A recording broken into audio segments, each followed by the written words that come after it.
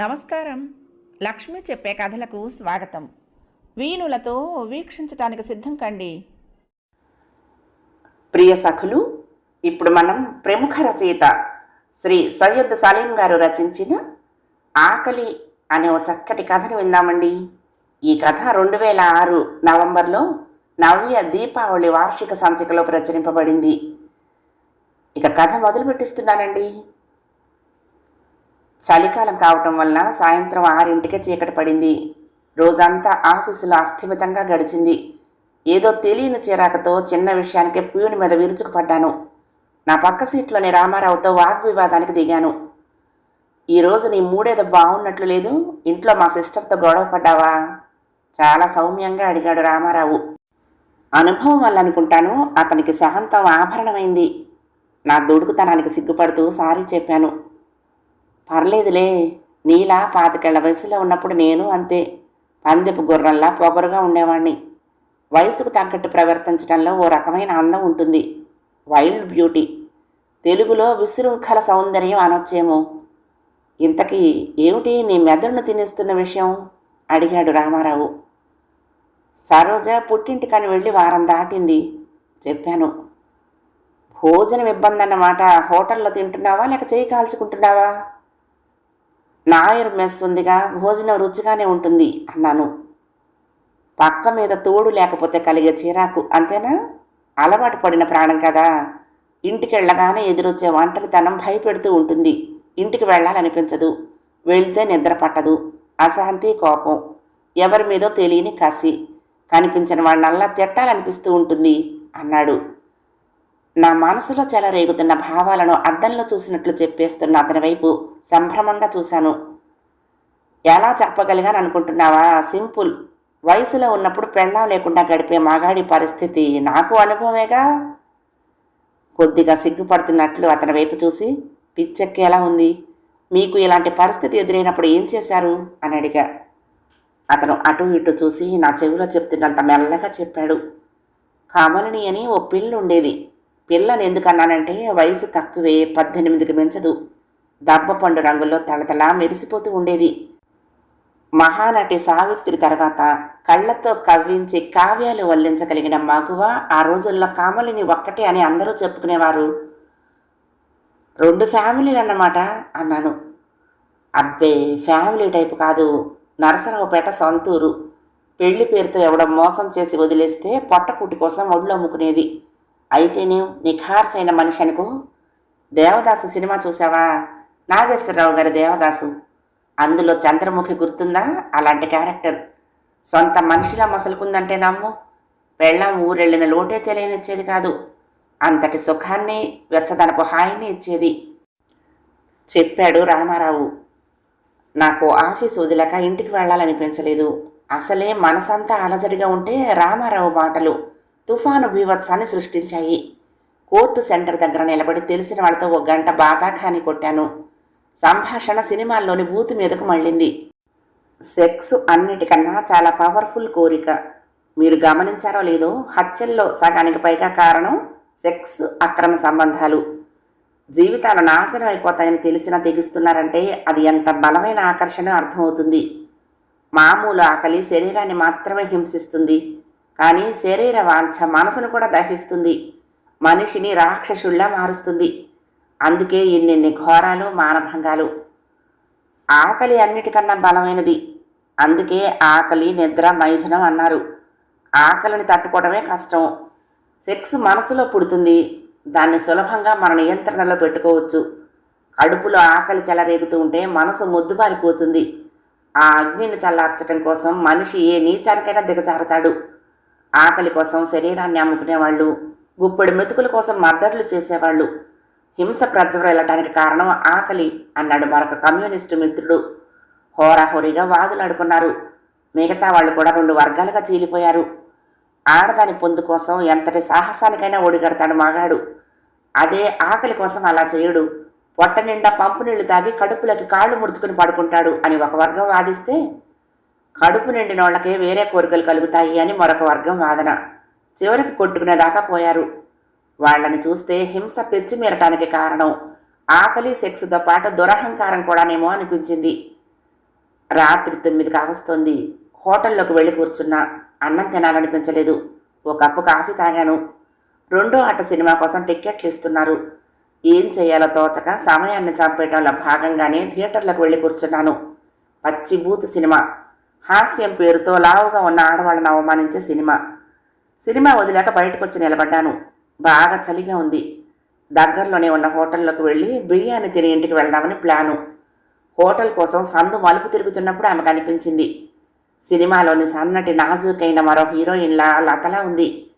సందు చివర్లో ట్యూబ్లైట్ కింద నిలబడి ఉండటం వల్లేమో ఆమె మొహం వెలుగుతోంది. వయస్సు 25 లోపే ఉంటుందేమో. మంచి రంగు, వెడల్పాటి కళ్ళు, ముద్దొచ్చేలా వంపు తిరిగిన సన్నటి పేదాలు. అనాయాసంగానే స్కూటర్ ఆగిపోయింది. అలాంటి స్త్రీల గురించి వినటం తప్ప అనుభవం లేదు. గుండె వేగం పెరిగింది. అసలు అలాంటి స్త్రీనేనా? కాకపోతే ఇక్కడ ఇలా ఒంటరిగా ఎందుకు నిలబడుతుంది? ఇంతటి చలిలో ఎవరైనా తోడున్నారా అని చుట్టూ చూశాను. లేరు. స్కూటర్ ఆపి ఆమెకు కొద్దిగా దూరంగా నిలబడ్డాను. ఎలా అడగాలో ఏమని అడగాలో తెలియని పరిస్థితి. గుటకలు మింగుతూ ఆమె వైపు చూశాను. నేరుగా నా పక్కకొచ్చి నిలబడి, కావాలా అందామె. ఇలాంటి వాళ్లల్లో ఇంత అందమైన వాళ్ళు కూడా ఉంటారా అనిపించింది. ఎంత అని అడిగా. నైట్ అంతా ఉండాలా? నేనేమీ మాట్లాడలేదు. నైట్ అంతా అయితే 500 అంది. నేను స్కూటర్ స్టార్ట్ చేసి ఆమెను వెనక్కి కూర్చోబెట్టుకున్నాను. చలి కనుకుంటాను. ఆమె చీర కొంగును ఒంటికి కప్పుకుని కూర్చుంది. నాకు ఆకలిగా ఉంది. పేగుల్ని మెలిపెట్టేటంత ఆకలి. మిలిటరీ హోటల్లో 2 బిర్యానీ పొట్లాలు కట్టించుకున్నాను. అవి ఆమె చేతికిచ్చి స్కూటర్ని ఇంటివైపుకు పోనిచ్చాను. ఇంట్లో ఎవరూ లేరా? సగం దూరంలో ఉన్నప్పుడు అడిగింది. ఎందుకు లేరు? 12 మందికి పైగానే ఉన్నారు. ఇంటి నిండా జనాలే. చాలరని నేను పిలుచుకెళ్తున్నా. అసలే చిరాగ్గా ఉంటే ఆమె ప్రశ్న మరింత చిరాకును కలగచేసింది. నా సమాధానానికి ఆమెకి సిక్కుని నవ్వింది. వెచ్చటి ఊపిరి నరాల్లోకి ఊదినంత కమ్మగా ఉందా నవ్వు. పెళ్ళయిందా అడిగింది ఆమె. ఏం, నన్ను చేసుకుంటావా? ఆమె నవ్వలేదు. చాలాసేపు ఏమీ మాట్లాడలేదు. కఠినంగా మాట్లాడి ఆమె మనసు నొప్పించానేమో అనిపించింది. కొద్దిసేపటి తర్వాత నాలో నేను గొణుక్కుంటున్నట్లు సారీ అన్నాను. రోడ్డు మలుపు దగ్గర చెత్తకుండి ఉంది. 4 కుక్కలు విస్తరాకులో మిగిలిన అన్నం మెతుకుల కోసం భీకరంగా పోట్లాడుకుంటున్నాయి. స్కూటర్ని స్లో చేసి జాగ్రత్తగా పోనిస్తున్నాను. 2 కుక్కలు ముందు టైర్ మీద పడ్డాయి. బ్యాలెన్స్ తప్పి పడిపోయాను. ఆమె పెద్దగా కేక పెట్టింది. బిర్యానీ పొట్లాలు నేలపాలయ్యాయి. కుక్కలు ఇప్పుడు విస్తరాకును వదిలేసి బిర్యానీ పొట్లాల మీద పడ్డాయి. ప్రాణం ఉసూరుమంది. ఇంటికి వెళ్ళగానే తినాలని ఆరాటపడ్డాను. ఇప్పుడు ఆకలి మరింత కసిగా బాధిస్తోంది. 4 అడుగులేస్తే ఇల్లు. మరలా భోజనం కోసం 4 కిలోమీటర్లు వెనక్కి వెళ్ళాలి. నిస్సత్తువ, నిరాసక్తత. ఒక్క పూట తిండి తినకుండా ఉండలేనా? ఇంటికి చేరుకున్నాను. చన్నీళ్లతో మొహం కడుక్కొని బట్టలు మార్చుకున్నాక చివరికి కొద్దిగా ఉపశమించింది. హాల్లోని సోఫాలో కూర్చుంది తను. ఆమెకెదురుగా కుర్చీ లాక్కుని కూర్చున్నాను. ఆమె నవ్వు మత్తుగా, మెత్తగా, గుండెల్లోకి దిగిపోతున్న కైజారులా పదునుగా ఉంది. ఆకలిగా ఉందా? ఆమె చూపులో అదో రకమైన జీర. ఆమె ఏ ఆకలి గురించి అడిగిందో నాకు నిజంగానే ఆకలిగా ఉంది. ఒక్క పూట తిండి లేకపోతేనే ప్రాణం గిలగిల్లాడుతూ ఉంటే రోజులు తరబడి పస్తులు ఉండేవాళ్ళు ఎలా తట్టుకుంటారో. మరొక గత్యంతరం లేనప్పుడు ఎంత బాధనైనా భరిస్తారేమో. నా ఆకలి గురించి చెప్పకుండా నువ్వేమన్నా తిన్నావా అని అడిగాను. ఆమె కళ్ళు ఆశ్చర్యంతోనూ ఆనందంతోనూ విచ్చుకున్నాయి. వెంటనే నీలి నీడలేవ కమ్మేసి మొహం నిండా ఉదాసీనత ముళ్ళు ముళ్ళుగా గుచ్చుకుంటూ, మేము ఆకలి కడుపును పుడతాము, తమాషాగా మా కడుపులోనూ ఆకలిని మోస్తుంటాము అంది నవ్వటానికి ప్రయత్నిస్తూ. విషాదం నవ్వుగా మారే విఫల ప్రయత్నం చేస్తూ. ఇంతకు ఏమైనా తిందా లేదా? చదువుకున్నావా అడిగాను. 10వ తరగతి తప్పాను. అదే 7 జీవితంలోనూ తప్పాను. కడుపులో ఆకలితో పాటు 9 నెలలు మోసి కన్న కొడుకు. వాడికి ఇప్పుడు 6 ఏళ్ళు. వాడు ఆకలి కవలలు అంది. ఆమె మాటలకు పూర్తిగా అర్థం కాకుండా పదే పదే ఆకలి అనటంతో మరింత బాధ పెడుతున్న ఆకలి. మధ్యాహ్నం కూడా సరిగ్గా తినలేదు. కడుపులో కర్రకర్ర మండుతోంది. కట్టెల పొయ్యి మీద కిరోసిన్ పోసినట్లు భగ్గున మంట. ఫ్రిడ్జ్లో తినటానికి ఏమైనా ఉన్నాయేమో చూడు. ఆమె లేచి వెళ్ళి ఫ్రిడ్జ్ తెరిచి చూసింది. తిరిగొచ్చి నా ఎదురుగా నిలబడి, ఏమీ లేవు. చివరికి టమోటా, దోసకాయలు లాంటి కూరగాయలు కూడా లేవు తినటానికి. ఖాళీగా ఉంది అంది నొచ్చుకుంటున్నట్లు. అది తన ఇల్లైనట్లు, అతిథికి పెట్టడానికి ఏమీ లేనందుకు చింతిస్తున్నట్లు. అంత ఆకల్లోనూ నవ్వొచ్చింది. స్త్రీ ఎంత గొప్ప సృష్టి! సృష్టికి ప్రతి సృష్టి చేయగల ఆడదానిలో అహంకారానికి బదులు ఎంతటి లాలిత్యం, మరెంతటి సున్నితత్వం. తను వెళ్ళి సోఫాలో కూర్చుంది. నా వైపు చూస్తూ చేతులు చాపింది. మీ ఆకలిని తీరుస్తాను అంది. అనాలోచితంగా కదిలి ఆమె పక్కకెళ్ళి కూర్చున్నాను. కోరికతో కాదు, ఏం చేయాలో తోచక. మొదట నాకు ఇవ్వాల్సిన 500 ఇచ్చేయండి అంది. అదేంటి అలా అడిగావు? నేను ఇవ్వనని అనలేదుగా. ఇది నా ఇల్లు, ఎక్కడికి పారిపోతాను? మీకన్నా వయసులోనే నేను చిన్నదాన్ని, కానీ రకరకాల అనుభవాలతో తల పండిపోయింది. తమ అవసరం తీర్చుకున్నాక డబ్బులు ఇవ్వకుండా దిక్కున్న చోట చెప్పుకోకు అని గెంటేసిన వాళ్ళు, తిట్లతో పాటు తన్నులు ఎదిరించిన మహానుభావులు, నా దగ్గరున్న 10వ పరకు కూడా లాక్కుని పోయినోళ్ళు, మగాళ్ళంటేనే విరక్తి పుట్టేలా, మనుషులంటేనే వెగటనిపించేలా అంది. నాకు పెద్దగా నవ్వొచ్చింది. నీకిప్పుడు డబ్బులు ఇచ్చినా నువ్వు వెళ్లే ముందు లాక్కుంటే ఏం చేస్తావు అన్నాను. ఆమె సిగ్గుపడింది. అతికించుకున్నది కాదు, నిజమైన సిగ్గే. మీరు అలాంటి వారు కాదు అంది. మరెందుకు అడిగావు? అలవాటు. పర్సులో నుంచి 500 రూపాయల నోట్లు తీసి ఆమె చేతికిచ్చాను. వాటిని జాగ్రత్తగా మడిచి తన హ్యాండ్ బ్యాగ్లో పెట్టుకుంది. బయటికి వెళ్ళొస్తాను, తినటానికి ఏమైనా దొరుకుతాయేమో ఎటో చూస్తూ అన్నాను. ఆకలిని తట్టుకోలేకపోతున్నందుకు ఒకంత సిగ్గనిపించింది. ఒక్క పూట అన్నం తినకుండా ఉండలేరన్నమాట. ఆమెకు తెలియని కొత్త విషయం ఏదో తెలుసుకున్నట్లు కళ్ళు టపటపలాడించింది. ఊహ తెలిసాక అభోజనంగా ఎప్పుడూ పడుకోలేదు. సంజాయిషి ఇచ్చుకుంటున్నట్లు అన్నాను. నేను పక్కనున్నానుగా నిద్ర ఎలా పోతారు? మీరు 500 ఇచ్చారు, వాటికి న్యాయం చేయొద్దు? కిసుక్కున నవ్వింది. నవ్వితే ముత్యాలు రాలుతాయా? నాకేమో తెల్ల తెల్లటి మల్లెపువ్వులంటే అన్నం మెతుకులు రాలినట్లు అనిపించి ఆకలి మరింత పెరిగింది. ఆమె వైపు అసహనంగా చూశాను. సారీ, మీరు చలిలో ఈ సమయంలో బయటికి వెళ్ళినా ఏమీ దొరకదు. 2వ ఆట వదిలేసి గంట దాటింది. హోటళ్ళన్నీ మూసేసి ఉంటారు. కొద్దిసేపు ఆలోచించి మళ్ళీ అంది. మనం ప్రస్తుతం ఉంది మీ ఇంట్లోనే కదా, అదేగా వంటగది. ఇంట్లో బియ్యం, కందిపప్పు లాంటివి ఉన్నాయా? లేచి నిలబడి అడిగింది. నేను సమాధానం ఇవ్వకుండా ఆమె వైపు శూన్యంగా చూశాను. మరోలా అనుకుందేమో. క్షమించండి, మీ వంటగదుల్లోకి మాలాంటి వాళ్ళు వెళ్ళకూడదేమో అంది తల ఉంచుకుంటూ. ఎగసి పడిన కెరటంలా ఉందామె. ఆమె పెదవులు బాధతోనో అపరాధ భావనతోనో మెల్లగా కంపిస్తున్నాయి. ఆమె ఏ ఉద్దేశంతో అలా అందో అర్థం కాలేదు. ఒళ్ళమ్ముకునే స్త్రీలు సంసారాలు చేసే ఆడవాళ్ళ రాజ్యమైన వంటగదుల్లోకి వెళ్ళటం నిషేధం అనే అర్థంలో చెప్పిందా, లేక ఎందుకు వెళ్ళకూడదు ప్రశ్నించాను. మాది తక్కువ కులం. నా సంశయాన్ని తీరుస్తూ ఆమె మెల్లగా గొణుగుతున్నట్లు చెప్పింది. మాది ఎక్కువ కులమని నేను చెప్పానా? మీ మాట తీరు ఇందాక అభోజనంగా అన్నారు చూడండి, నాకు మొదట అర్థం కాలేదు. మీకు అంటుంటుందేమోనని అంది.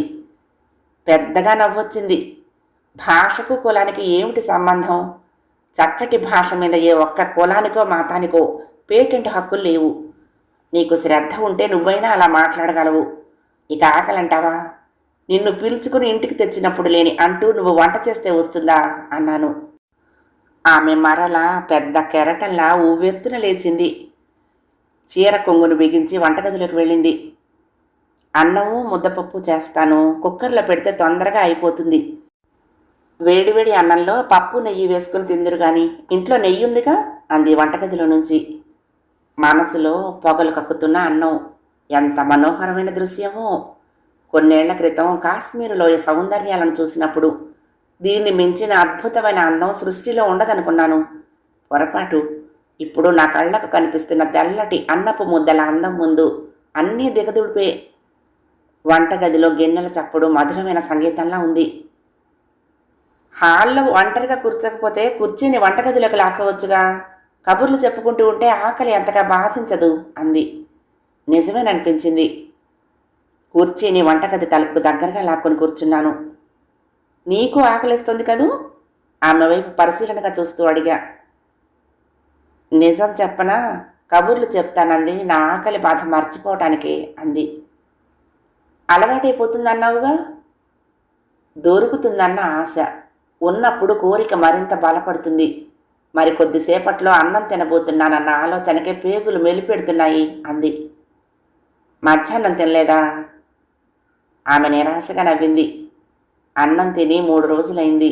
4 రోజుల నుంచి బాబుకు జ్వరం, పనికి వెళ్ళటం కుదరలా. వాడినే అంటిపెట్టుకుని కూర్చున్నా. నా దగ్గర మిగిలిన కాసిన డబ్బులు డాక్టర్ ఫీజుకి వాడి మందులకి సరిపోయాయి. వాడికి 2 రొట్టె ముక్కలు, పాలు కొనిపెట్టడానికి డబ్బులు లేక పక్క గుడిసెలో ఉన్న వెంకటలక్ష్మి దగ్గర అప్పు చేశాను. ఎన్నని మంచినీళ్ళు తాగి కడుపు నింపుకోను. వాంతి వచ్చేటట్లుంది. ఇక ఈరోజు గత్యంతరం లేక వాడిని వదిలి బయటకు వచ్చాను అంది. అయ్యో, బాబుకి ఎలా ఉందో అన్నాను. నాకు నిజంగానే బాధ అనిపించింది. జ్వరం తగ్గింది. వచ్చే ముందు కూడా వాడి చేత బన్ను రొట్టె తినిపించి మాత్ర వేసి పడుకోబెట్టొచ్చాను అంది. ఒంటరిగా పడుకుంటాడా? భయపడడా? ఆమె మరలా విషాదంతో కూడిన నవ్వు నవ్వింది. మాకు చీకటంటే భయం వేయదు. ఒంటరితనమన్నా భయం అనిపించదు. ఆకలంటేనే భయం. అన్నం ఉడుకుతున్న శబ్దం, కుక్కర్లో నుండి శబ్దం చేస్తూ ఆవిరి బయటకు వచ్చినప్పుడల్లా కమ్మటి వాసన. ఇంతకుముందు ఎన్నడూ గమనించలేదు అన్నం ఉడుకుతున్న వాసన ఇంత తీయగా ఉంటుందని. నా ఒళ్ళు గొల్లైనా సరే బాబును చదివిస్తాను. బతుకుతోందే వాడి కోసం. లేకపోతే ఇలా ఒళ్ళమ్ముకునే దాన్ని కాదు. ఏ నూతిలోనో దూకి హాయిగా చచ్చిపోయి ఉండేదాన్ని అంటోందామె. నాకు చప్పున మా అమ్మ గుర్తొచ్చింది. 4 పిల్లలు పుట్టాక నాన్న చనిపోయాడు. పొలం నుంచి తిరిగి వస్తూ ఉంటే పాము కాటేసి. అమ్మ అధైర్యపడలా. మగాడిలా కష్టపడింది. రెక్కలు ముక్కలు చేసుకుని 4 పిల్లల్ని సాకింది. ఎప్పుడైనా ఆమె మనసుకు కష్టం అనిపిస్తే, ఈ సంసారాన్ని నేను లాగలేను, నా చేత కావటం లేదు వదినా, బతకాలన్న ఆశ లేదు, ఈ పిల్లల కోసమే బతుకుతున్నాను, కానీ లేకపోతే ఇంత విషం తిని చచ్చిపోయి ఉండేదాన్ని అని బాధపడేది. ఎవరి అమ్మైనా ఒకటి, పిల్లల కోసం కరిగిపోయే కొవ్వొత్తి. సమయం 3 గంటలు కావస్తుంది. ఆకలితో పాటు తన్నుకొస్తున్న నిద్ర. రెంటిల్లో ఏది బలమైందో. ఒక్కోసారి నిద్ర ఓడిపోతూ, మరోసారి ఆకలి ఓడిపోతూ. భోజనం రెడీ, డైనింగ్ టేబుల్ మీద సర్దేస్తాను పదండి అందామే. ఆ మాట కోసమే తరతరాలుగా ఎదురు చూస్తున్నట్లు వెళ్ళి డైనింగ్ టేబుల్ దగ్గర కూర్చున్నాను. కంచంలో వేడివేడి అన్నం, పొగలు కక్కుతున్న మంచు ముద్దల, తాలింపు పెట్టిన ముద్దపప్పు, నెయ్యి వడ్డించింది. నువ్వు తినవా? మీరు తిన్నాక తింటాను అంది పక్కన కూర్చుంటూ. అన్నం కలుపుకోబోతుంటే, జాగ్రత్త, బాగా వేడిగా ఉంది అంటూ లేచి నిలబడి, నేను తినిపిస్తానుండండి అంది. అన్నం బాగా వేడిగా ఉందనుకుంటాను. మధ్య మధ్యలో చేతిని ఊదుకుంటూ అన్నం కలిపింది. పప్పుతో పాటు ఆవకాయ కూడా కలిపి ముద్ద చేసి నోట్లో పెట్టింది. అలా పెడుతున్నప్పుడు తన నోరు సున్నాలా చుట్టింది. అచ్చం మా అమ్మలా. మా అమ్మ అన్నం ముద్దలు తినిపించేటప్పుడు తన నోరు సున్నాలా తెరిచేది. నాకలా తన నోటి వైపు చూస్తూ తినటం చాలా బాగుండేది. అన్నం తినటానికి నోరు ఎలా తెరవాలో కోడి పిల్లలకు నేర్పుతున్న తల్లి కోడిలా మా అమ్మ. ముద్ద ముద్దకు సున్నాలా మారుతున్న ఆమె పెదవులు నన్ను బాల్యంలోకి లాక్కెళ్తున్నాయి. అన్నం ఇంత రుచిగా ఎప్పుడూ లేదు. నా చిన్నతనంలో అమ్మ తినిపించిన గోరు ముద్దల రుచి. నా కడుపు నిండుతోంది. కమ్మగా, తీయగా, మధురంగా అమ్మ జోలపాటలా ఉంది. అమ్మ ఓడిలాంటి నిద్ర, ఊయాలలూపుతూ తను మంచినీళ్ళు తాగించిన గుర్తు. ఉదయం లేచేటప్పటికి తెల్లగా తెల్లారింది. నేను మంచం మీద ఉన్నాను. బహుశా తాను పడుకోబెట్టుంటుంది. ఆమె కోసం చూశాను, లేదు. తలుపు దగ్గరగా జారవేసి వెళ్ళిపోయి ఉంటుంది. దుప్పటి తీసి లేచి కూర్చున్నాను. తల దగ్గర 500 రూపాయల నోట్లు. అయ్యో, మర్చిపోయిందా? లేదు, తను హ్యాండ్ బ్యాగ్లో పెట్టుకోవటం నేను చూశాగా. నోట్లతో పాటు చిన్న కాగితం ఉంది. అందులో ఒకే ఒక వాక్యం రాసింది. నన్ను వాడుకునే వస్తువులా కాక సాటి మనిషిలా చూసినందుకు కృతజ్ఞతలతో. కథ సమాప్తం. ప్రియ సఖులు, ఈ కథ మీకు నచ్చితే తప్పకుండా లైక్ చేయండి, షేర్ చేయండి, కామెంట్ చేయండి, సబ్స్క్రైబ్ చేసుకుని నన్ను ఎంకరేజ్ చేయండి. ఉంటానండి. ప్రేమతో లక్ష్మి, కృష్ణాతీరం దుర్గమ్మ సన్నిధానం. నమస్తే.